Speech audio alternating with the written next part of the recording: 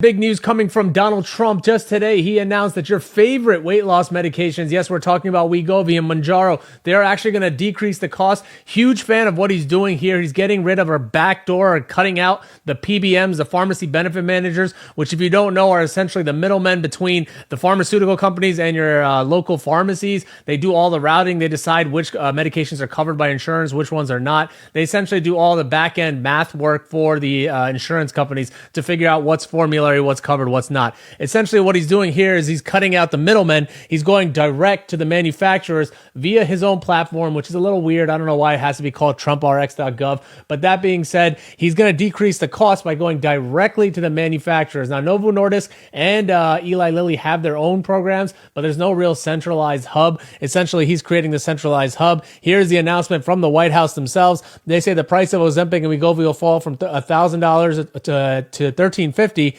down to about $350 a month, as well as the cost of Zepbound and Olaga, whatever. Don't know how to pronounce it. I don't know who comes up with these names, but it's going to go down from $1,000 a month to $346. As we know, Costco also has a program for about $499. I think Eli Lilly does its own, which is also $499. There is some reporting out there that the total cost for Medicare for these medications will be down to about $150 a month or $145 a month, which is actually insane if you're getting it through Medicare or Medicaid. $145 a month is a lot, but it's also the benefits right now for these medications are being studied from everything from depression, anxiety, heart disease, stroke, kidney disease, liver disease, and they're even thinking about it for surgeries and the inflammatory side effects that come along with in surgery and or your body in general, including your CRP, which is a measure of inflammation in your body. Essentially saying that these medications treat everything, and my opinion has always been that's not necessarily the medications that treat everything. It's the fact that you're eating a lot less food, a lot less processed food,